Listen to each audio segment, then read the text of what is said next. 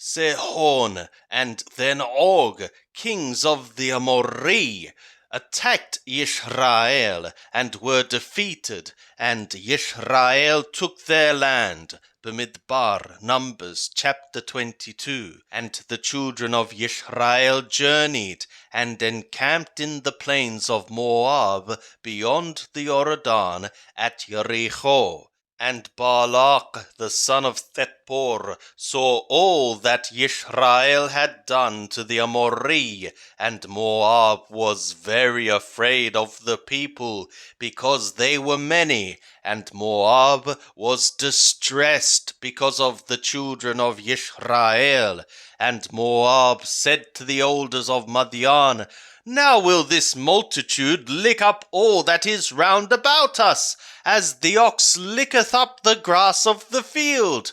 And Balak the son of Zippor was king of Moab at that time, and he sent messengers to Balaam the son of Beor to Patur, which is by the river, to the land of the children of his people, to call him, saying, Behold, there is a people come out from Mithraim. Behold, they cover the face of the earth, and they abide opposite me. Come now, therefore, I pray thee, curse me this people, for they are too mighty for me. Perhaps I shall prevail, that we may smite them, and that I may drive them out of the land. For I know that he whom thou blessest is blessed, and he whom thou cursest is cursed. And the elders of Moab and the elders of Madian departed with the rewards of divination in their hand, and they came to Balaam and spoke to him the words of Balak. And he said to them, Lodge here this night, and I will bring you word again, as Yahweh shall speak to me. And the princes of Moab abode with Balaam. And God came to Balaam and said, What men are these with thee? And Balaam said to the God, Balak the son of Zippor, king of Moab, hath sent to me, saying, Behold, the people that is come out of Mithraim, it covereth the face of the earth. Now come, curse me them. Perhaps I shall be able to fight against them, and shall drive them out. And God said to Balaam, Thou shalt not go with them. Thou shalt not curse the people, for they are blessed. And Balaam rose up in the morning and said to the princes of Balak, Get you into your land, for Yahweh refuseth to give me to go with you. And the princes of Moab rose up, and they went to Balak, and said, Balaam refuseth to come with us. And Balak sent yet again princes more and more honorable than they. And they came to Balaam, and said to him, Thus saith Balak the son of Zippor, Let nothing, I pray thee, hinder thee from coming to me, for I will promote thee to very great honor, and whatsoever thou sayest to me I will do. Come therefore, I pray thee, curse me this people. And Balaam answered and said to the servants of Balak, If Balak would give me his house full of silver and gold, I cannot go beyond the mouth of Yahweh my God to effectuate a small thing or a big thing. Now therefore I pray you, tarry ye also here this night, that I may know what Yahweh will speak to me more. And God came to Balaam at night, and said to him, If the men are come to call thee, rise up, go with them. But only the word which I speak to thee, that shalt thou do. And Balaam rose up in the morning and saddled his donkey and went with the princes of Moab. And God's anger was kindled because he went, and Yahweh's messenger placed himself in the way for an adversary against him. Now he was riding upon his donkey, and his 2 servants were with him. And the donkey saw Yahweh's messenger standing in the way with his sword drawn in his hand. And the donkey turned aside out of the way and went into the field. And Balaam smote the donkey to turn her into the way. Then Yahweh's messenger stood in a narrow path between the vineyards, a wall being on this side and a wall on that side.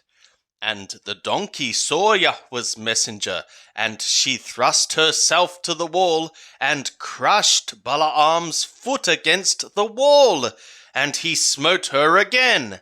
And Yahweh's messenger went further and stood in a narrow place where was no way to turn either to the right hand or to the left. And the donkey saw Yahweh's messenger, and she lay down under Balaam.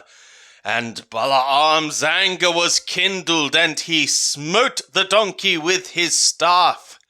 And Yahweh opened the mouth of the donkey, and she said to Balaam, "What have I done to thee, that thou hast smitten me these 3 times? And Balaam said to the donkey, "Because thou hast mocked me.